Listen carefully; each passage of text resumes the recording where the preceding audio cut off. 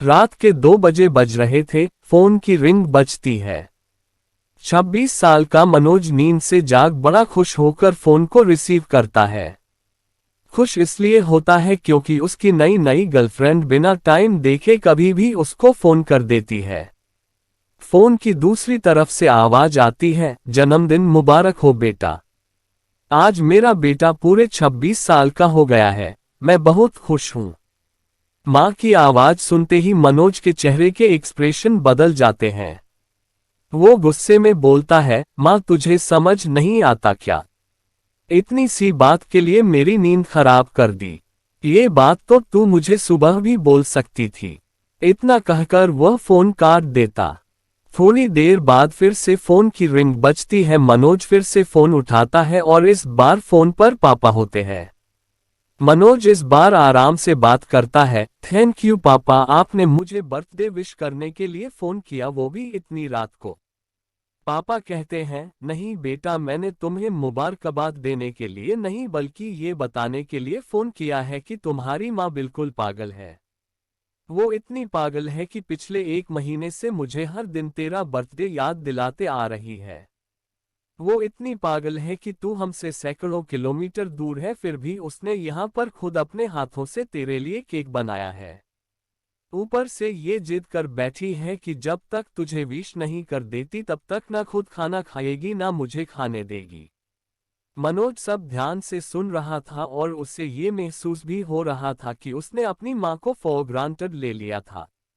वो बोला, नहीं पापा, माँ बिल्कुल पागल नहीं है। पापा कहते हैं, नहीं बेटा, तू अपनी माँ के पागलपन को नहीं जानता, मैं जानता हूँ। वह तो 26 साल पहले ही पागल हो गई थी जब डॉक्टर ने उसे कहा था या तो हम बच्चे को बचा सकते हैं या आपको। उसने बिना 1 सेकंड भी सोचे बच्चे को बचाने का फैसला ले लिया और मुझे भी कसम देकर उस फॉर्म पर साइन करने के लिए मना लिया था जिस पर लिखा था उसकी जिंदगी इस ऑपरेशन से खतरे में और अगर उसे कुछ होता है तो उसके जिम्मेदार डॉक्टर नहीं होंगे। अब तू ही बता, बिना तुझे देखे जो औरत तेरे लिए मरने को तैयार हो जाए उसे हम पागल नहीं कहेंगे तो क्या कहेंगे? इतना कहकर पापा ने भी फोन रख दिया। मनोज ने भी अब यह महसूस किया था कि वह जो कर रहा था वो भूल नहीं, गुनाह था। हाँ, एक बार किसी इंसान को दुख दो तो कोई बात नहीं, लेकिन भगवान को दुख देना गुनाह ही होता है। और माँ भगवान से कम नहीं होती। पश्चाताप के आंसू उसकी आंखों से बह निकले। सवेरा होते ही मनोज अपने घर की ओर रवाना हो गया अपने माँ बाप से माफी मांगने के लिए। घर पहुंचते ही उसने पहले माँ से माफी मांगी जिसने उसे गले से लगा लिया। फिर वह अपने पापा से माफी मांगने लगा। पापा ने कहा, कोई बात नहीं बेटा, जा तू वापस चला जा।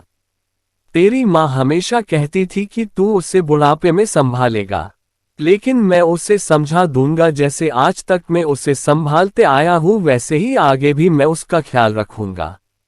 उसे भी यह समझ लेना चाहिए जो बेटा उसके एक फोन करने से परेशान हो जाए वह उसे उम्र भर क्या संभालेगा।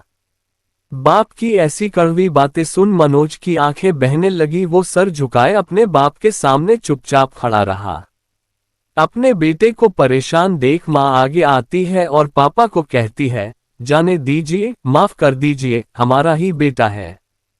माँ की ममता का मोल ना कोई लगा पाया था ना कोई लगा पाएगा।